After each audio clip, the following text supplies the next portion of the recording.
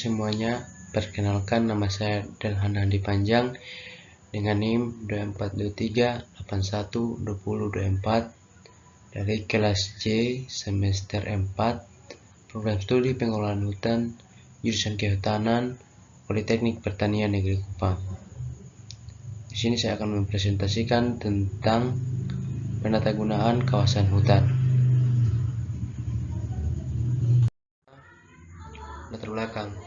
Hutan merupakan kekayaan alam multifaset yang berfungsi sebagai penjaga kehidupan ekologis, penggerak ekonomi, dan ruang sosial budaya.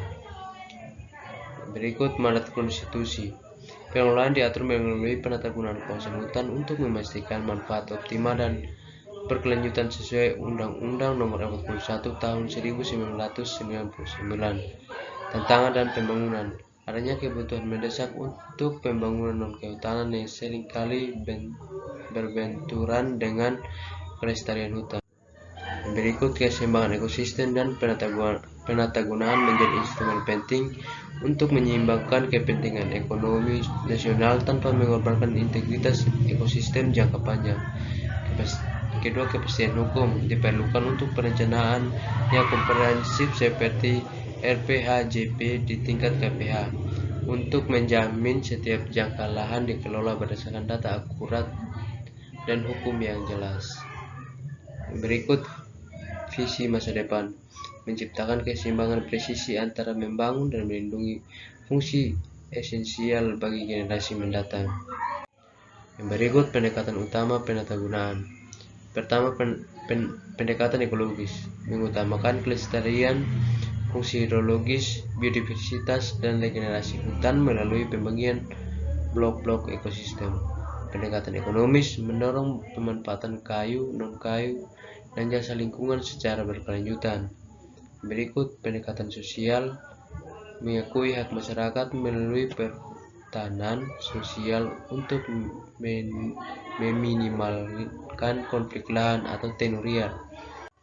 Yang berikut mekanisme perubahan fungsi kawasan sesuai regulasi penggunaan kawasan hutan untuk sektor non-kehutanan hanya sah melalui yang pertama tukar-menukar kawasan hutan untuk perubahan permanen dengan kewajiban menyediakan lahan pengganti guna menjaga luas total hutan. Yang kedua, pinjam pakai kawasan hutan, penggunaan sementara tanpa mengubah status kawasan atau tetap sebagai hutan. Yang berikut tahapan revisi fungsi kawasan, analisis kebijakan peninjauan dasar hukum dan peraturan yang berlaku, tata batas, penentuan mekanisme perubahan fungsi dan penyediaan lahan kompensasi, prosedur administrasi melalui proses perizinan pemerintah agar memiliki legalitas hukum.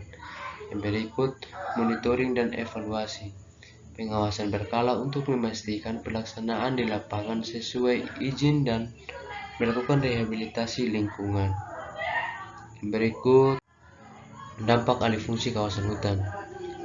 Pertama, ekologis dan hidrologis.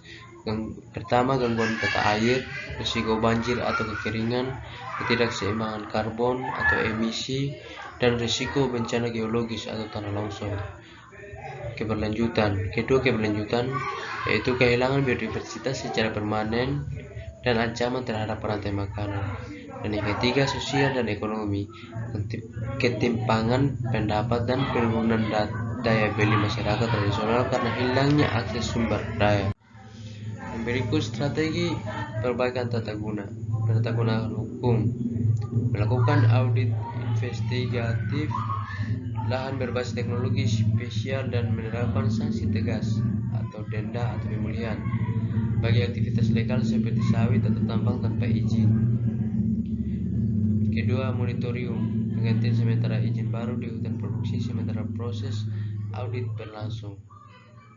Berikut optimasi pengembangan, wajib melakukan kajian lingkungan hidup strategis dan menerapkan prinsip land for land, ganti lahan.